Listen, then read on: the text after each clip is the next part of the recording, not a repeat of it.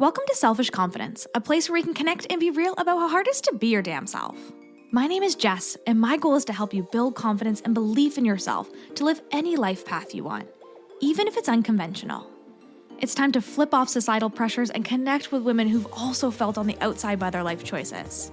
We're here to encourage you to grab the mic and speak your truth. I know it can be scary, but we're in this together. Let's get started. Hello, and welcome to this week's episode of the Selfish Confidence Podcast. It is a really fun day over here because we got a celebrity up in here. It is my good friend, Sam Picco, who is hanging out with us today. Welcome, Sam. Jess, thank you so much for having me. This has been a long time coming. We've been wanting to do this since I met you, which was almost a year January. January, yeah. And I remember when you did, I was like, this would be a really fun episode. Entrepreneur, reality TV star, all of these pieces that come together, a person who's living their truth or unconventional life, which is everything we're about here. I'm just so excited to finally get into it and really get to know you and to share that with the audience. So can you tell us about you, Sam, and where your story got started? These questions are the hardest ones, I know. I hate this question. It's always the first one I ask, but I hate it when I get asked. I'm like, tell me. So I was on the way here and I was like, what's she going to ask me today? She's definitely going to ask me how did I get here? Where did it all start? And I think about, everything you do and the confidence stuff. And I was like, where did I get that? Because I do feel like for the things that I've done, you've got to have some confidence or at least be able to fake it really well. And I remember being really young. I grew up in Conception Bay South, Newfoundland, Canada. And my mom put me in musicals and shows really early on. And I remember also doing a lot of public speaking when I was young. And I would get up there and I'd say my speech and then I'd win. I'd win these competitions. And I was like, okay, well, didn't really have to try that hard. I just kind of got up there and spoke. But I think I've always just had this desire and ability to be pretty comfortable in front of an audience. And that's something I don't know if I was born with it or I just believed it because of my parents and the situations they put me in at an early age that really built that foundation to be well, I'm not really scared to put myself out there. And that started at a young age. So let's say singing and dancing and musicals and all that kind of stuff. Then I went to school. Of course, you go to school. I went to high school. And that's actually where I got into wanting to own my own business. And in school, I sucked at being on time, doing anything that didn't stimulate me. And now I know that was my ADHD, which I'm sure we'll come back to at some point. Looking back on it, if it didn't stimulate me or excite me, I didn't do well. So I remember having to go to my principal in high school when I was graduating, be like, you need to give me 2 math credits or else I'm not going to graduate. And he was like, no problem. I think they saw the potential. You know what I mean? And here you go. Here are your math credits. Have a great night. Exactly. Get out of here. Go do whatever it is you're going to do. But I always gravitated towards the drama class or there was an entrepreneur class. I think it was called Enterprise. And in that class, I started a business and it was called Cosmotions. And it was a cosmetic promotional company. My mom was a rep for L'Oreal. And we had an abundance of products and stuff and good connections within the stores that carried the product. So I'd go in, take a specific product and push sales on it. And, almost like the very first influencer ever. This was back in 2006 where I'd wear the L'Oreal t-shirt. They were all right, we really want to push sales on this moisturizer. And I would stand there and just hustle people and sell products. And then I'd get a kickback for that. And then stores were get her in here. And then I went to compete at this regional enterprise fair and I won first place. And I was like, wow. So those are where I got the those cues that were like, okay, it's not math, it's not science, I don't want to be an engineer, I don't want to be a nurse or a doctor. It's on a stage and maybe an entrepreneurial aspect. So I think those cues and those like experiences as a young person really kind of led me, I guess, to where I am today.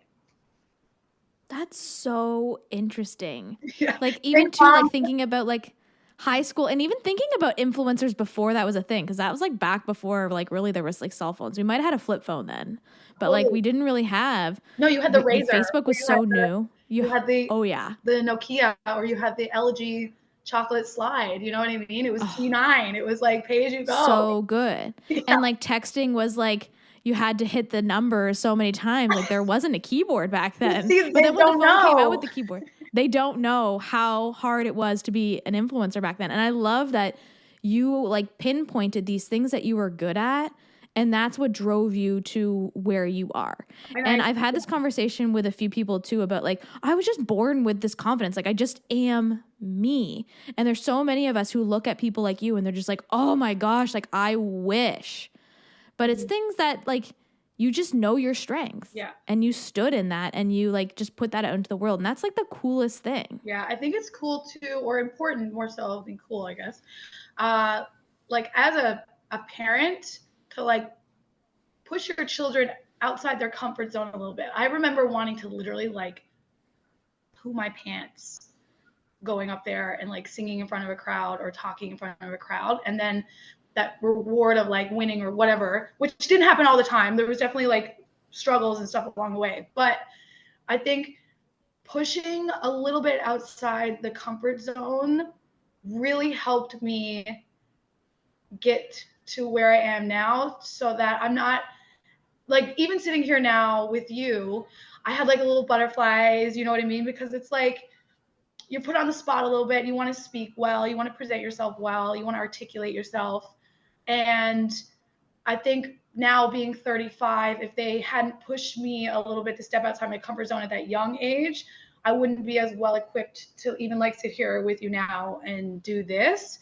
So whatever it is, I guess, that, you know, your child is showing somewhat of an interest, or like a gifted, you know, maybe they have like, you know, they're a little bit better, they're more personal, they're outgoing, like push it in that direction based on their personality. You know what I mean? It could be reading, it could be science, it could be marine biology, it could be anything, but at least, you know, nudge them in that direction so it helps cultivate those strengths at an early age, because that sets you up, you know? Yeah. I have a family too who is very supportive in that. And even looking back, even as you talk about this, I'm like, have like these flashbacks. I was like, you know, I was in musicals too. And I was in like it wasn't a talent show. It was like a show, almost like toddlers and tiaras kind of thing. But it was like of my small town. Like it was nothing. I didn't even win. My mom was so mad. It was like, my mom was like, hey, she's like, this is rigged. And I'm like, I'm pretty sure it's not. I just didn't win, Mom.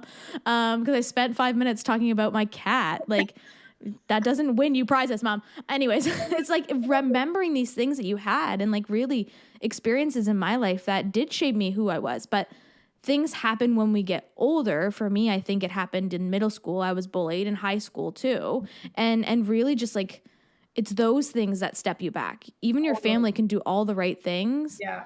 But like society's a bitch. That's so true. And that's so true. Like high school these roadblocks, and I see it in my nieces now, and like it's so delicate, and they have so much strength, and I'm like, I don't want anyone to tell them that they're not good enough, or that they don't look right, or they don't talk right, or they're not smart enough. And you're right.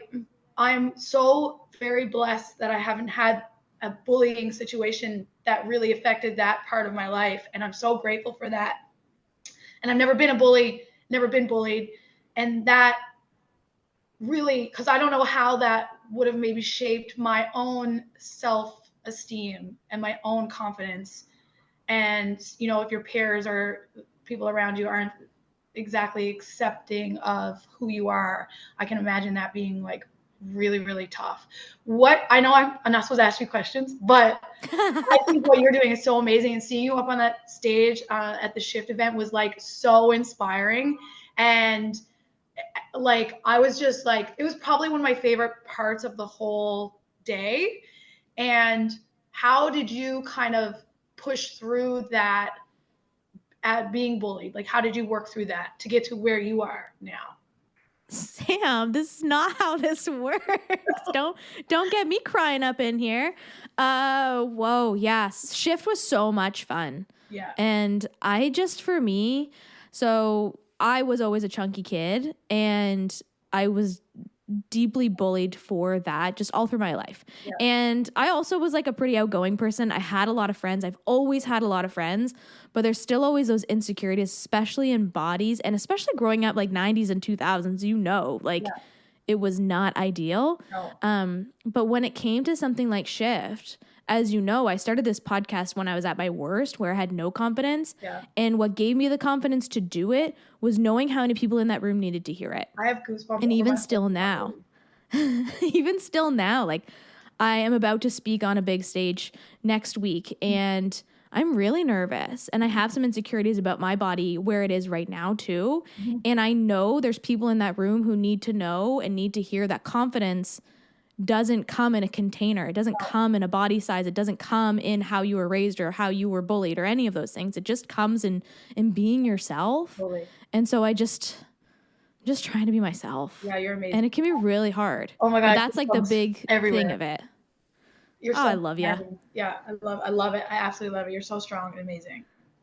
Aw, thanks, Sam. I love you. I wish we were in the same city. I always wish I lived in St. John's, because I feel like so many of my friends live there, and I'm like, bring me back. You would thrive. You would thrive. It's like we need someone like you. Come on over. Come on over. You have you, and I'm not going downtown George Street with you again, because like that is not the vibe. Okay, Sam told me I couldn't get a hot dog. I got one anyway. It was not good.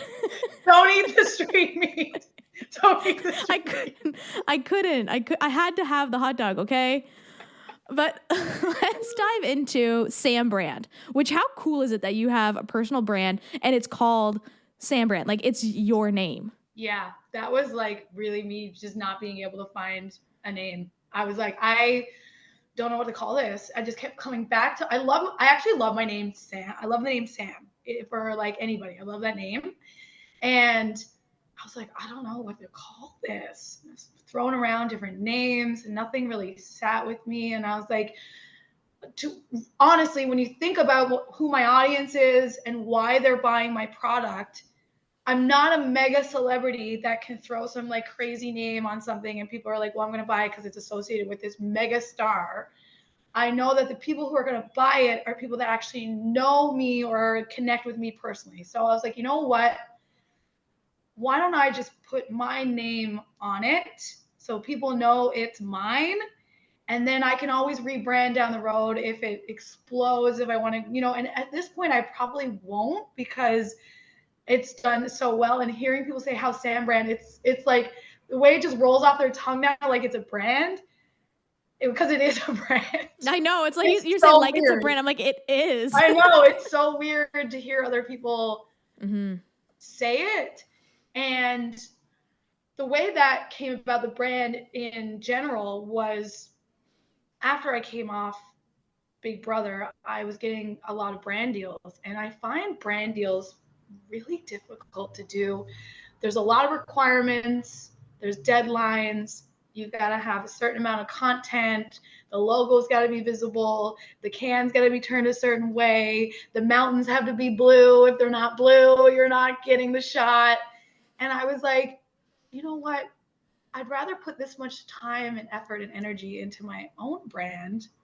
Now I still do some brand deals, but I don't do very many. And it's always crunch time. It's like, where is the content? I'm like that influencer. They're like, I'm not her again. I don't know why they keep asking me to do this stuff.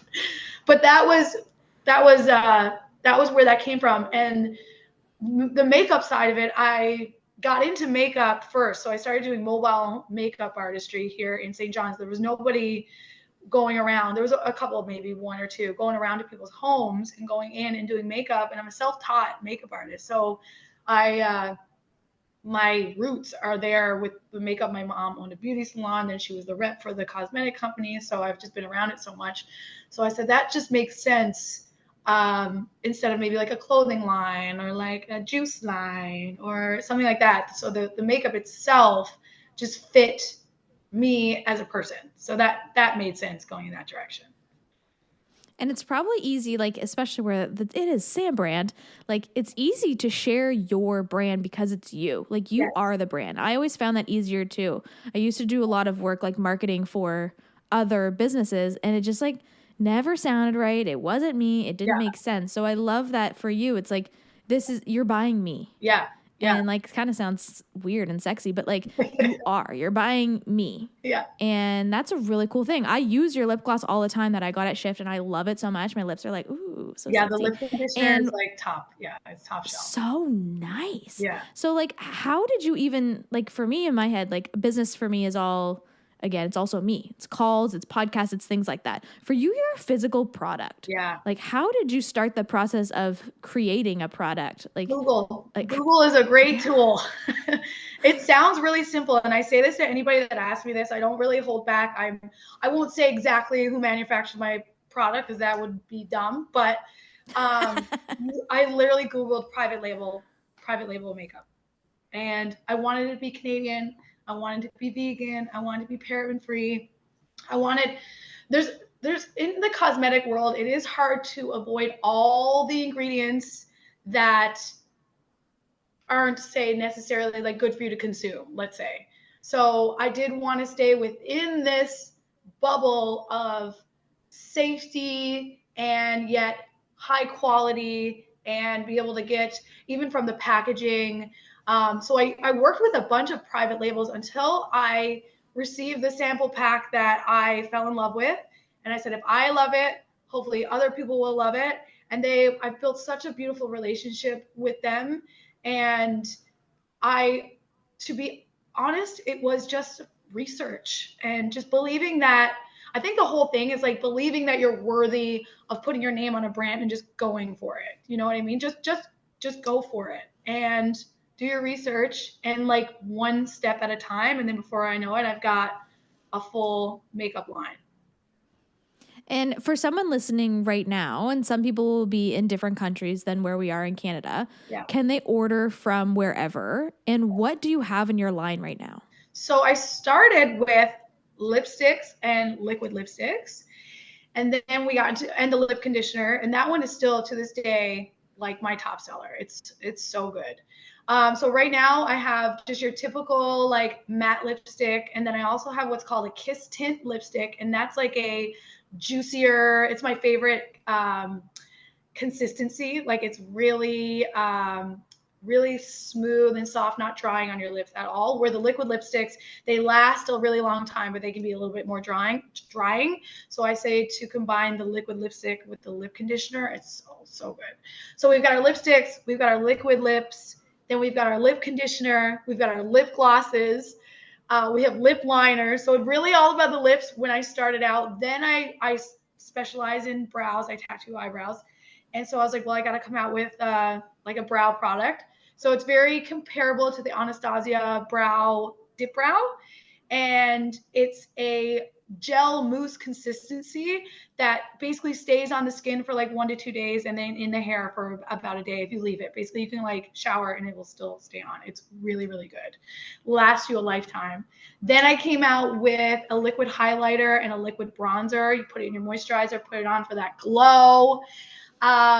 I also came out with a cream blush. Cream blushes just went crazy this last summer. So I was like, I got to get on that train. You just kind of like pat it on your cheeks. Super, super cute. And then I did a translucent powder, which is staple. It like blurs all the pores and the lines. It's so good, but still light. Doesn't like white you out and make you really pasty looking. And now I have a brand new fall line that is it's in printing right now. It's in manufacturing right now. So I should get that in the next couple of weeks. I'm going to push that. It's amazing. I'm so excited. It's probably my most excited I've been for my products to date. So we got some new stuff coming. Okay, I am so excited for you. And even as you say it, like, I'm not a big makeup girly. I'm a minimalist. Yeah. So I'm going to message you as soon as we're off this and be like, give me the list of the things for my minimalist look. Yeah. Because I like it. I'm lazy. I like it simple. Same. And I love everything you're saying. I'm like, I'm ready. Like, sign me up. Let's because do it. Yeah. If I could look like Sam Brand, I'm on board. I will send you. Boost and I'm of all confidence. about that too. I'm all about like, I don't like wearing foundation. I like a tinted moisturizer. I haven't gotten into that yet because you need such a wide range of shades that I'm not ready for that yet. And honestly, I'm not ready financially to get into that yet because that's gonna be a lot. That's gonna be a lot. So I haven't gotten there yet, but I am working on getting there. Just something like you want to feel like you're not wearing any makeup, and that's what it's all about. And the lip, I do kind of zone in more so on the neutrals. I don't have a lot of really, really bright stuff. I did have some of that because I want to try and cater to everybody at some point. But I think I've mastered the no makeup look, especially with the highlighter and the liquid bronzer in a moisturizer. And it's just like this subtle little glow. I'll put you on. I'll send you some. Just send me your address and I will send it out to you, girl. Sam, I love it. I love it so much. And also just even thinking about something as simple as makeup and even just like a little bit of bronzer, a little bit of blush can really help to boost someone's confidence. Yeah. And I know we're all about the natural stuff, girlies, and I'm with you. Yeah. But like it does make a really big difference to put that effort into yourself and to treat yourself to something really nice. Even you talking before this call, like, I just got my hair done. Yeah. Like, isn't this a nice shade? And it's like those little things make a really big difference. It does. And the industry, like the beauty industry, whenever there's like a recession and things are going down, the housing market, whatever's going to happen, when that bubble bursts, typically the beauty industry tends to skyrocket. It happened over COVID. It happened when the housing market went. Any type of recession, this beauty industry, what happens is people want to feel good about themselves when they're amongst a lot of crap. So if they have a small amount of disposable income, women, and I don't mean to just isolate a gender, but typically they will invest in something that makes them feel better. I feel like everybody's like that. But yes, you want to feel good when things are, even if it's a $20 lipstick and it makes you feel great when you put it on. So I love what the beauty industry does for that. And it's not just about the product, it's how it makes you feel. Mm-hmm. Yeah. And you do that too with like your brows and like really helping people to feel good about themselves, even with something as simple as like doing your brows and you do them so well. Like it boosts people's confidence. So like, I love what you're doing. Best I part love of my so job. much. And I love Sam Brand. Thank you. I love you. Yeah. So let's dive into a little bit of juice because you were recently on Bachelor in Paradise Canada. Yes. And I told you right before we got on here, I have never watched a Bachelor anything, like nothing. I didn't really know. And even when I met you, I didn't know you were on Big Brother. I didn't know any of this. I'm not good at that stuff. And maybe if you were on Love Island, I would probably see it or like anything on Netflix. Yeah, thank you. Because it's there. Come on, Love Island. Get me up. Let's go. I'll call Love Island up right now and be like, Sam needs to be on. Talk to your people. Because like, yeah, you would rock it.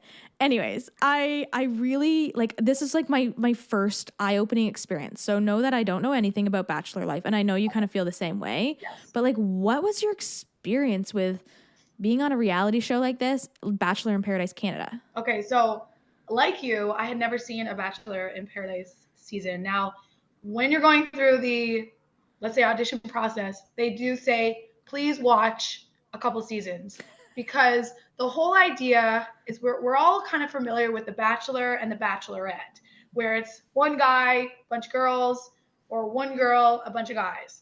So what the idea for this spin-off show within the same franchise is that people that were not successful on previous seasons of The Bachelor or Bachelorette get a second chance at love.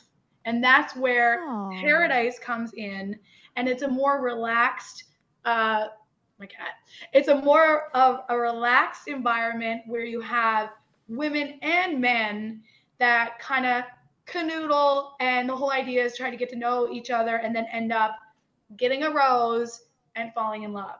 So when I came into it, I was on season 2, so there was only one previous season of Bachelor in Paradise Canada.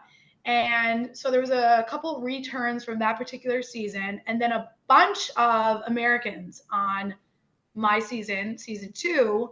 And I think that's because we've had less of Canadian Bachelor and Bachelorettes and a lot more of the Americans. So they were able to, fill the cast with previous contestants more easily from that the US franchise. I came in as kind of a rookie or a newbie.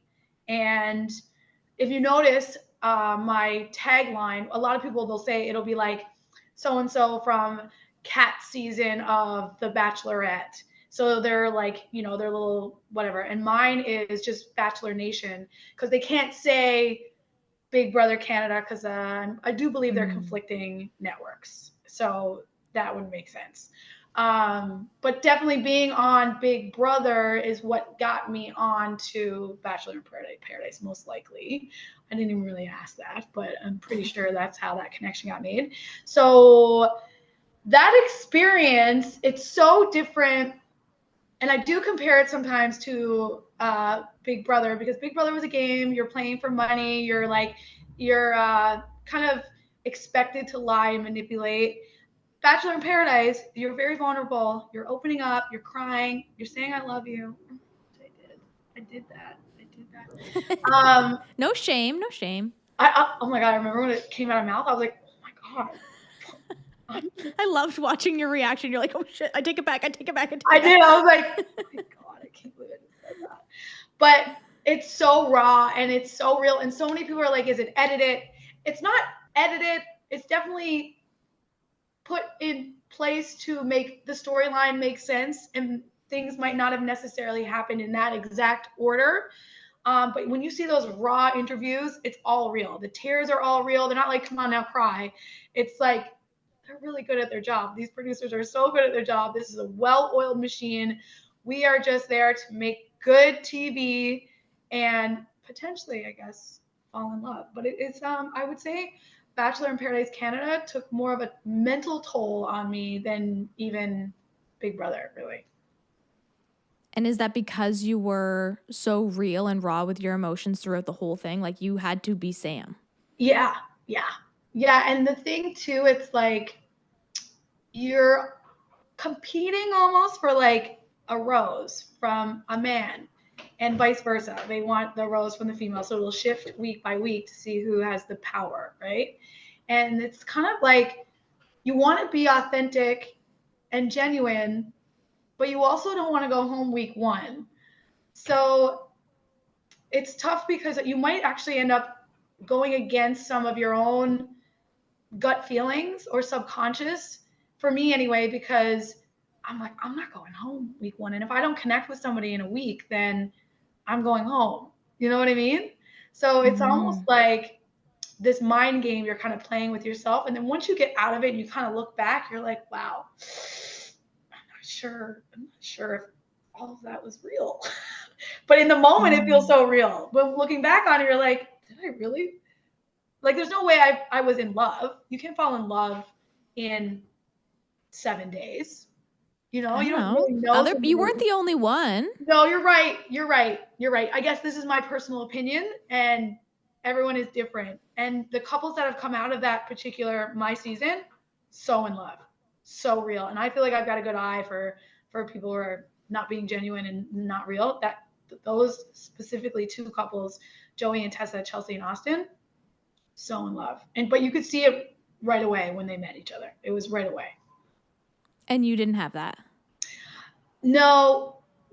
I'm also a fairly competitive person. So, and Cole is also a competitive person. We were both, he was used to Survivor. I'm used to Big Brother. So our game faces were on. And there was definitely true feelings there. But I think we both knew deep down it wasn't going to go for the long haul. Yeah. Yeah. Oh, so interesting. It is. So interesting to hear, like, even you coming out of it. And, like, it was recorded a year before it was released. Like, that's a long, long ass time. Such a long time. And what's so funny, it's like, for the people who are like fans of the show will know what I'm talking about. Like, me and you will know. Some people who don't watch it, they don't know who Lisa is, say, for instance. And Lisa and I, honestly, outside of that environment, we probably would be really good friends. In that environment, we still got along really well, but, you know, she wanted Cole and I was, let's say, air quotes, with Cole, and she was my roommate. So I'd have to go to bed every night and like kind of have to tiptoe around this like elephant in the room, which is that, we were both kind of into the same guy. And that's not, I don't think that's really healthy for anybody to be in that environment for a long period of time. And so when I left the show, I gave Lisa a big hug and I squeezed her and I said, I just want to be honest with you. I talked the most about you on the show. So I knew they were going to air the juicy stuff. So I wanted to let her know to her face that, I want you to know that I talked the most about you. And she said, I appreciate that. I also talked about you. And then we have a whole year where we're like in group chats and we're like laughing about things and we're like, everything is like hunky dory. And then the show comes out. The show comes out and everything changes. Ooh. Everything changes. And even though we were there, even though we lived it, even though most of the issues that came up during the shows being aired were issues that we dealt with while we were filming, behind the scenes conversations. So that was really tough for me because I didn't expect it to be that, I guess, dramatic afterwards. And then going online and Twitter and seeing all the hate that came kind of spun off of it. And there's people who are team this and team that, and everyone has their own opinions. And that was more difficult than I anticipated it to be, I'll be honest. Yeah. And I like, especially a year later where you're like, everything's going to be fine. Like it's going to release and everything's going to be like, we're friends. Everything's going to be good. Totally. And then it comes out and everything changes. Cause then I guess reality hits and you actually know what the person you get to see what the conversations that you weren't part of. The moments, the makeouts, the deceit, the lies, the manipulation. You get to see that. And maybe because I've done Big Brother, it wasn't as like jarring. It wasn't as like, I didn't get fueled with like negativity. I didn't really feel resentment. I was like, this is making great TV. I think I was able to look at it from a different perspective and be like, I played a role. I think I did a really good job. But I would honestly, because it was such a unique experience that not everyone's going to get to do, I would love to kind of mend some of those relationships if I get the opportunity to, and be able to be like, hey, let's kind of move on from this. But it's still fresh. It's still a little fresh. It's still relatively fresh. It wasn't, I guess for us who watched it, it wasn't that long ago. Yeah, it was June. It was June. So it ended in July. I mean, it's September now. So yeah, it's still a little fresh. The wound is still a little bit, it's still got a little Band-Aid on it. It's like starting to, it'll get better. When there's a scar, we could fix it. Yeah, I think so. Yeah. And like this podcast leading from that, like this podcast is all about like finding your true confidence and living your authentic life. And to me, knowing you in real life and seeing you on the show, like even though it was filmed before, I could see you. Like I could see Sam being Sam. Like you didn't hide. You weren't like putting on like one voice for the cameras. Like you were you. And I'm sure you've evolved and changed from that because when it was recorded was like well over a year ago. Yeah. But like, can you give us some insight on real life versus like reality television? Because like inside, like we don't get it, right? Unless you're on it. You don't get it. So like, can you authentically show up on TV and in the real world? Like, can you be both? Yeah, I think it's different for everybody who goes through that experience and what they want out of it and who they want to portray themselves as. I am the same almost to a fault. Like if you came down here and we were hanging out, it would be the exact same, with the exception of like there were some things I like flipped the bird at one point on the show. I wouldn't do that like on a night out. If I had a disagreement with somebody, I probably wouldn't like flip the bird. That was more so because there was 4 cameras around me and I was like, this is gonna be really funny. Also, there's a little bit of alcohol. We're only allowed 2 drinks an hour. Everyone thinks we're like sloshed. 2 drinks an hour. Well, it looks like you're always at the bar, right? Yeah, it does. Yeah, it was definitely a hub for sure. But that particular scene, that was after Cole and I had our horseback riding date, and we did have a couple bottles of wine. So that one was, maybe a little over, that limit there. But for me, I am almost exactly the same.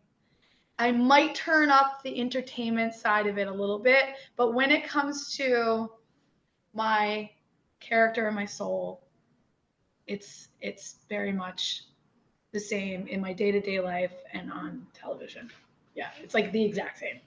Could you see other people like change when the camera's turned on? Like, was there a different, like, and I don't even, like, you don't have to call anyone out, but I'm just curious on that fact. Like, was everyone real? Is everyone real in reality TV? Or is it edited? Like, yeah, I would say majority, yes. I would say there's a lot of times where, and I think it's because I honestly, we don't get to converse with the men.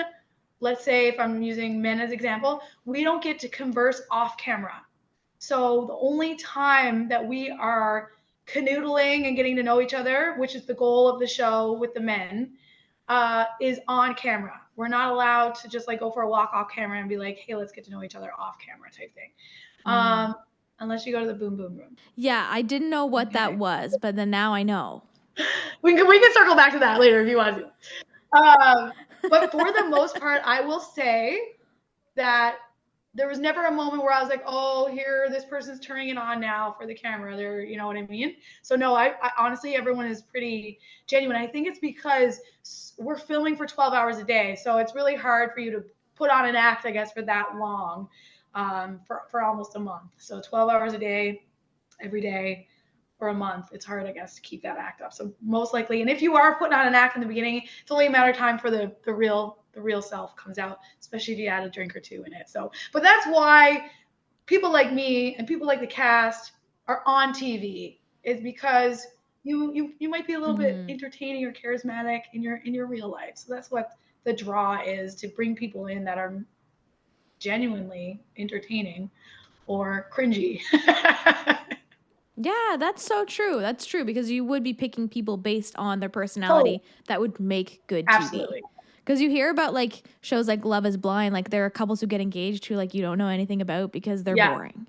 Yeah. So we don't want boring TV. We want good TV. So I get it. Yeah. So everyone's pretty genuine. How did you That's pretty good to know. I like that.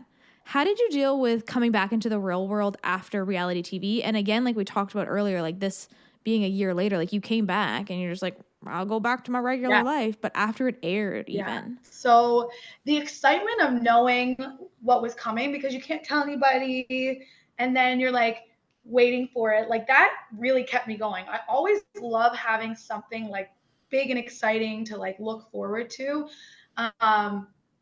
So that kept me going through that year. And then when the airing, I was like, there was one point when it got real tangly, like halfway through, where I was like, can this just be done? This needs to stop. Because I had a lot of airtime and a lot of the drama was around me. And I was like, this is getting a little crazy. And the Twitter was out of control. So I was like, okay, I'm ready to wrap it up. I'm ready for the last episode to come on. But it's all over exciting for me. And it is hard then, like you're on this high and then you go back to kind of your everyday life. Like, I think it's a misconception that when you go on reality television that then you become like a big star and then all these doors open up for you. It can happen and it does happen, but you have to kick the door open and like hold it open. You know what I mean?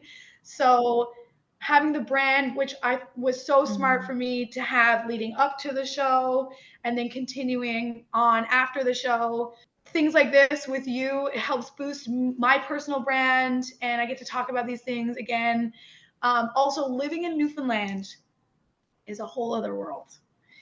I had a friend come down. Marilyn was on the show with me. She came down for George Street Festival. It's a big festival we have here on our little George Street.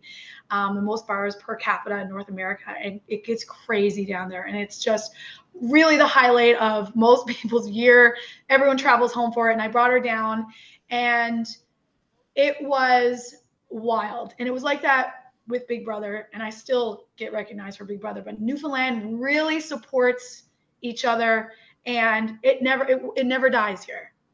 Marilyn was like, wow. She's from Toronto where there's millions of people and she's not getting recognized, but she's walking down George Street and people are like, oh my God, it's Marilyn. And she's like, wow, like that's so crazy. And I'm like, yeah. So that excitement, and I love it. I still love it. And I love it. So I know. I watched you in the streets do an interview in like the middle of the night, and I'm like, I need a hot dog and get out of here. And you're like, I'm like, is Sam coming? And they're like, Sam's doing an interview. I'm like, what is happening? It's midnight. Right? I'm going to bed. Proud of each other because it allows us to put each other on the map. And we're just so proud to shine a light on a national stage that brings so much light and recognition to this really special place that has a lot of special people and a lot of special things. So I haven't had this moment yet where I'm like bored or like disappointed or like lacking or like, what do I do now? Because the people around me keep it alive and I keep it alive and my brand keeps it alive. And I mean, I don't know how long that's I still get recognized more now for Big Brother than I did for Bachelor. And that was 4 years ago. Wow. So cool. It is. I feel like part of me wants to move away from Newfoundland to do some more like cool things.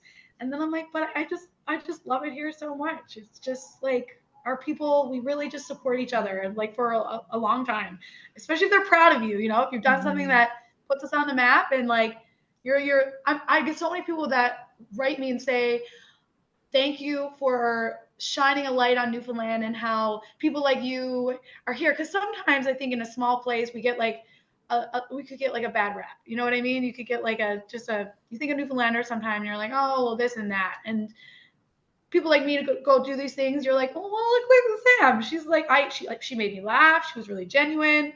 She was smart. She had a good intuition. And then it helps pave the road then for like the rest of the Newfoundlanders. Yeah, it is. It's interesting. Like Newfoundland is a whole other energy. My husband worked there for 16 months. He was working on a construction project there. And I went there and I was like, I'm never going back here. I hate this place. But it was mostly because like it stole my husband for like almost 2 years. Yeah.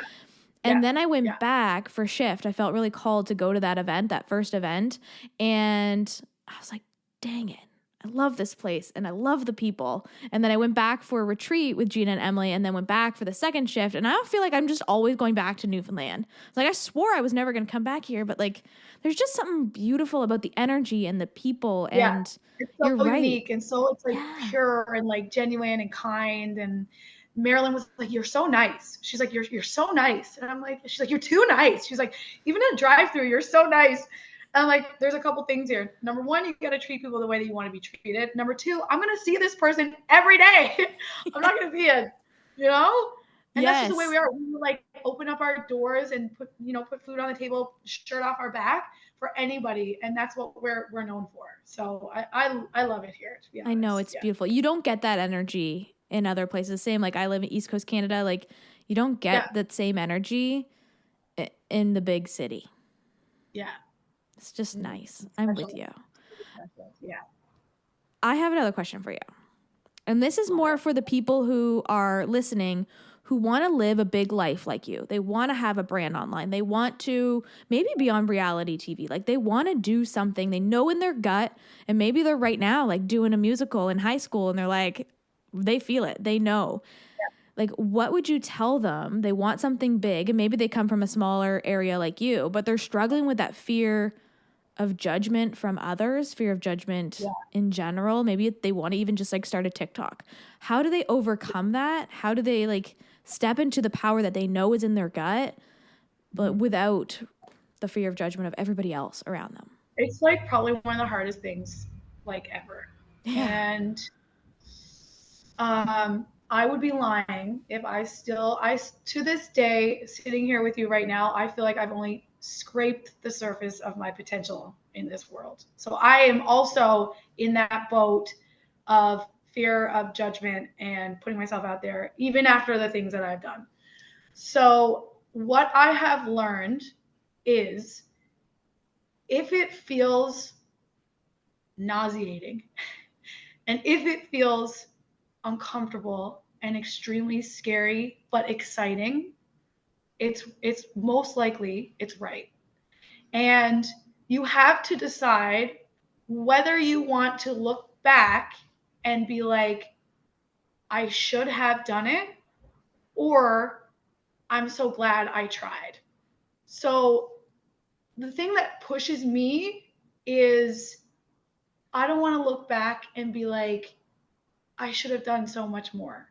And at the end of the day, I take comfort in knowing that I'm going to die and that everyone around me is going to die and that nobody is going to care. I know that might be a little morbid. I'm down for morbid. It's spooky season. Okay, good. Okay. Because, and I gotta take my own advice because I'm in a little weird stage right now where I'm holding myself back a little bit in general in the things that I want to do. Like there's some things I want to do and I'm like, oh no, what if it doesn't work? Oh no, what if people think it's crazy or stupid? You know what I mean? Taking the first step is the hardest part. Find somebody that's doing what you want to do and ask them for help or advice. So I'd say number one, try and push past the fear and know that if it's scary and uncomfortable, like, you know that feeling when you were going up on stage to talk at Shift.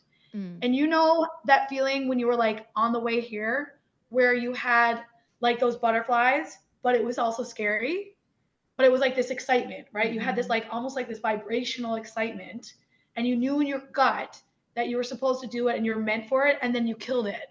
But you had to push past this little threshold of wanting to stay comfortable and not experience that. Right outside of that comfort zone, and you see all these like memes and stuff. If your algorithm's like mine, there's a lot of this stuff.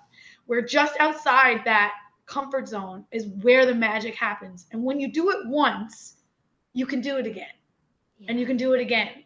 And then you can, now I'm like, I got like one ring and then I got another ring. And now I'm trying to jump to that like third ring.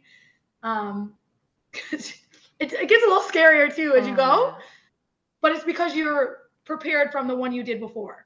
So stepping outside that comfort zone, finding somebody that's doing what you want to do and learn from them. And people who have experience in what they're doing love to help other people get there.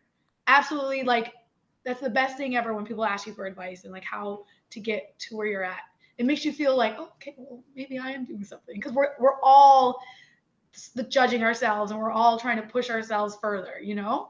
So finding someone that is doing what you want to do, ask them for advice, mentor them, follow them around for a day, go to their shows or whatever it is.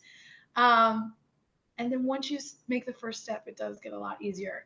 Knowing in your gut when you're surrounding yourself by good people. Like I've got a really great support system of people that are like pushing me.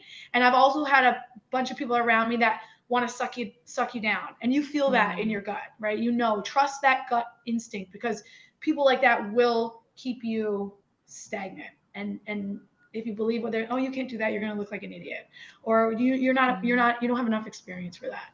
There's 8 billion people in this world and we're all going to die. Nobody cares. I've also learned nobody cares about you as much as you think they do. Nobody's worried about Sam as much as I think they are. Nobody's paying attention to me as much as I think they are. So yeah, I'm picturing too, like even as you talk about the rings, like that next level, what I'm visualizing is like Donkey Kong on Game Boy Color, like getting to that next level and then being like, oh crap, I got a new boss I gotta beat. And like every time that that comfort zone becomes that new boss we have to beat. And it's like, oh, it gets harder. Sometimes you're like, okay, I already got past level 1, level 2, not so bad. Like I was born with confidence, easy for me, I can do this. And then you get to level 3 and you're like, crap. like, this one's hard. Like, I'm trying to get to that, like, next level. Like, I want to step out of that comfort zone. And, like, I love that, like, just thinking of it, like, as a visual of a game, because, like, it can feel like a game. And I think, too, if you fail, or if you're like, it doesn't work out, it was never supposed to work out. And it can lead you to the thing that's supposed to work out. I've learned, like, my ultimate goal in my whole life was to be on TV. And then I got on TV and I was like, wait, now I love it. I love it, but I don't know if I'm going to go pursue more reality TV just because I'd love to produce my own show, or I'd love to maybe get into acting, or maybe be on a soap opera, because sometimes you get exactly what you want and it doesn't feel how you thought it would feel. There is good and bad to everything. And I think it's just important that you know who you are, go after it. And it might not be exactly what it is you think it's going to be, but it will lead you to something better. It will always lead you to something better if you're putting yourself out there and you're trusting your gut. I don't regret it for 1 second. I'd probably do it all over again. I'm not going to lie. If they asked me right now, I'd be like, all right, fine, I will do it again. But it can come with like a little bit of a dark side after. You can slip into, some social anxiety. I had a lot of social anxiety after Big Brother. I had a little bit of anxiety after Bachelor, not as bad, but you can get a little bit depressed if you've got, like, especially the high, like you said, after the show, and everyone's like so excited, and then it dies off and it's like, Sam who? So that, could affect people negatively. I haven't had to deal with that yet, but who knows? Next month I might be like, oh, this sucks. It's not happening in Newfoundland. Let's just be real. No, it's not happening in Newfoundland. Maybe like, why do you stay there? I'm like, well. One of my favorite sayings, and as you talk about it, it reminds me of that. I used to always sit in, it's this or something better. So, like, whatever is going to come is going to come for me. I'm going to attract whatever I need. But if it's not this, even this thing that I'm so excited about, right? It's this or something better. It's never, ever going to be something worse. But the universe is going to guide me on the right path to what is better for me. And, like, that just helps me to keep going. Because, like, and I love that you do that and you say that to yourself, because our brains, this is just a muscle that's like floating around in our skull. And it's like taking our thoughts and like looking for validation for it. So if you're sitting there and you're like, I'm not good enough, I'm not successful enough, I'm not smart enough, I'm not pretty enough, whatever, your brain's gonna be like, all right, we're gonna validate that. So it leads you in this direction that will validate that, because that's what the brain wants to do. It wants to protect you, wants to show you those signs and be like, yeah, you're right. You can't do this.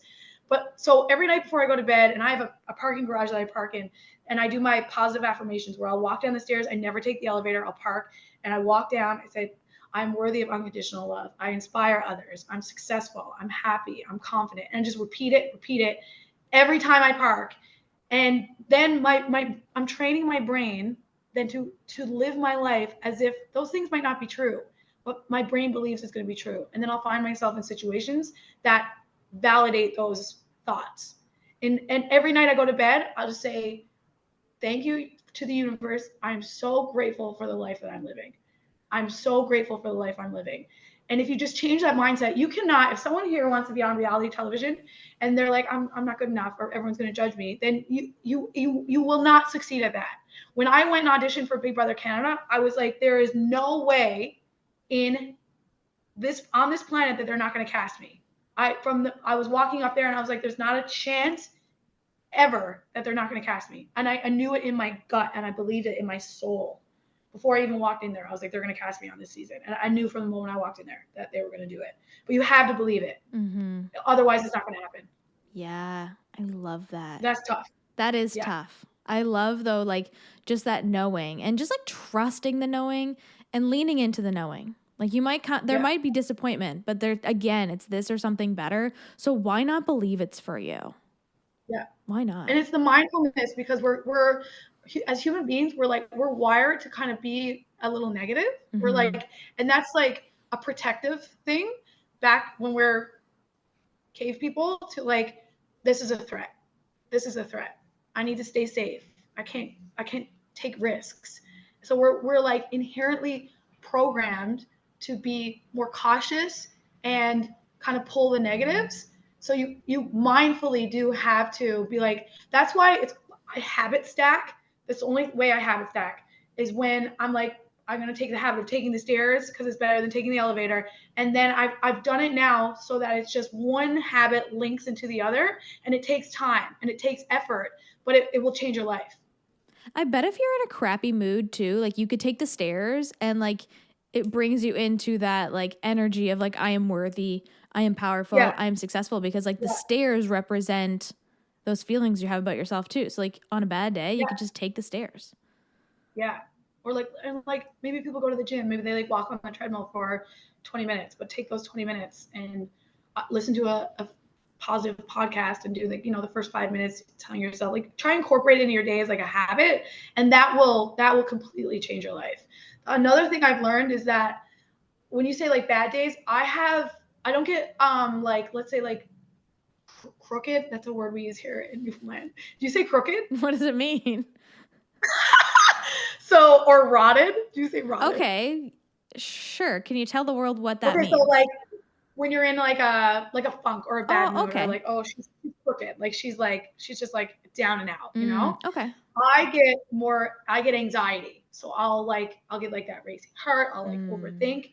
And I've learned that you cannot feel anxiety and gratitude at the same time. Ooh. So whenever I'm feeling anxious, I just look around like, well, I'm grateful that I can walk. I'm grateful that I can breathe. I'm grateful that I can go to work. I got a roof over my head.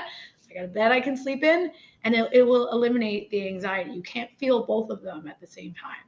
Oh. That's another little key thing you could try. Oh, I love that. And a simple one too. I love simple tools in my pocket. That's so helpful. Yeah. Can you tell us a little bit more about the fall launch? Are you allowed to tell us what's coming out? Yeah, let's do it. Who cares? Well, this might, like when this airs, maybe it'll be already out. Yeah, so it might be out. Who knows? When does the launch happen? So I'm going to try and aim for, what is today? Okay. So I'm going to try and aim for the first week in October. This episode will probably be coming out at around that time. So okay, perfect. Who knows?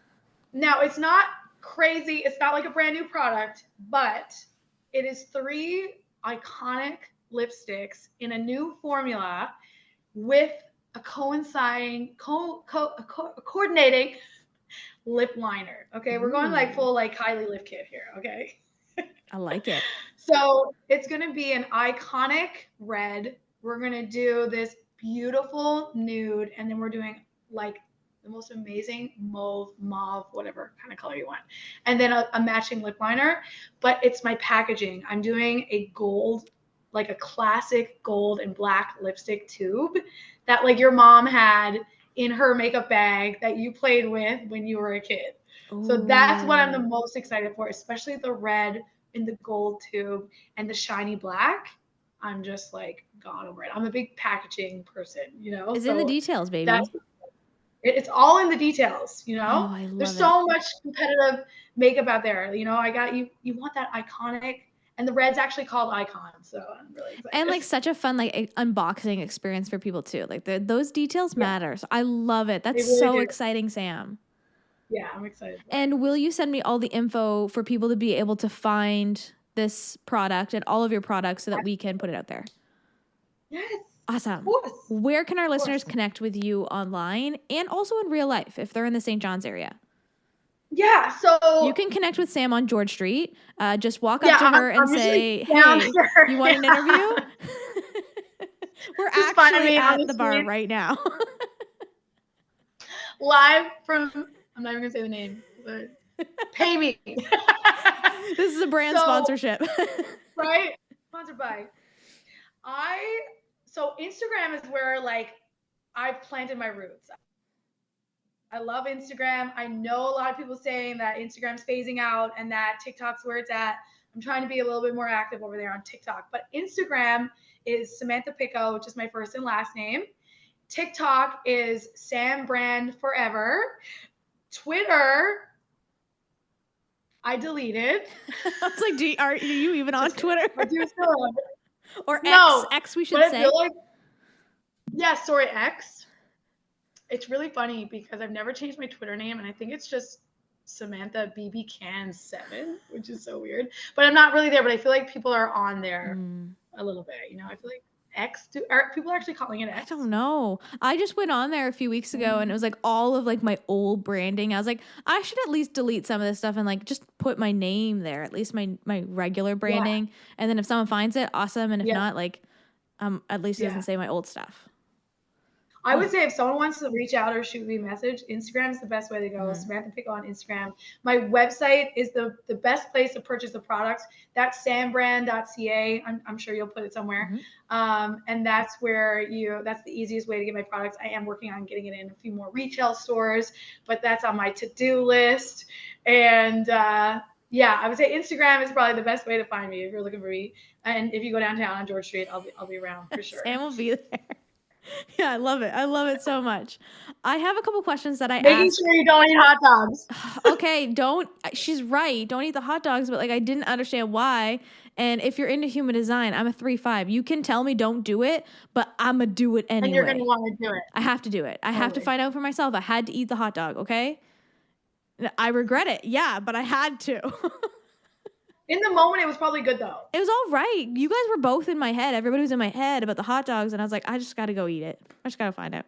Yeah, you just got to do it. Just do it. I love it. So I have a couple questions I ask everyone that comes on the podcast. Are you ready? Love it. Ready. First one's, what is your favorite compliment to receive? My favorite compliment to receive is, I probably have two, which is you light up a room when you walk into it, and you're way smarter than people make you out to be. You're way more intelligent than people give you credit for. That's one I get a lot. And the other one is you light up any room you walk into. I love those. I think anyone who listens to this episode and gets all the way to this section, they're going to be like, yeah, Sam is really intelligent. Like for you to build a brand and to do what you've done and to strategize from your business and in reality TV, like you are so smart and you do light up a room. I've been in rooms with you and it's just like a beautiful feeling to be around you. You feel like a warm hug and yeah, you are magic. Stop. What is your favorite thing to do to boost your mood when you're feeling grumpy or when you're feeling rotted? Anxious or rotted. Okay, definitely. Definitely work out. Or crooked. When I get those endorphins going, working out, a little dance, some music, definitely either moving my body, getting my heart rate up, getting the endorphins going. So I would definitely say like dancing or working out for sure. Yeah, I love that. And do you have a song or quote that boosts your confidence? I'm the worst music listener ever. So when people are like, what music do you listen to? I'm like, don't ask me that question because I'm a pop princess. I'm like Ariana Grande. You're going to lose viewers. You're going to lose viewers after I say this. I'm not a Swiftie. It's okay. This is all about being you, following your truth. And so, if that's the truth. That's like upbeat. I love Celine Dion. She's my guilty pleasure. I'm obsessed with her. Any like remix, something upbeat. But like I don't have like that one particular person or song that I'll go to every time. It's like, okay, what am I feeling today? What Celine Dion song do I need to hear? I drove all night to get to you. I can picture you now driving to work, like listening to Celine Dion. Rocking like that's the playlist choice. Rocking I love it. Thank you so much, Sam, for being here and for sharing your truth and sharing your like reality TV secrets with us. That's so freaking fun. Yeah, we give you some tea. I just love you so much. Tea. Yeah. Thank you, Jess. This has been like the funnest podcast I've ever been on, honestly. Oh, I love that. I'm so glad that you feel comfortable here. Oh, very. And I feel like it's just because like we vibe and we have a lot of the same personality traits and a lot of the same kind of like goals and ideas about things. So that makes it a lot easier when you're like I'm like in here and we're on the same page. You know what I mean? We don't have to like get there. So let's freaking go, right? Yeah. I already told Sam I'm doing the exact same blonde that she has tomorrow. So we'll be twins as of tomorrow. I told her to take a screenshot. You guys don't know this, but we've been looking at each other this entire time. It's beautiful. It's been a beautiful experience. You can't see us, but we can see each other. Yeah. So you'll show up. We'll be twinning. I love it. Thanks so much, Sam. Yes, thank you. You're the best. You're the best. What's up, sis? I am so glad we could hang out today. If you love this episode, send it to a friend or share it on your social media and tag me so I can personally thank you for helping me sprinkle some confidence in the world. And don't forget, you are magic. Let's show the world your shine.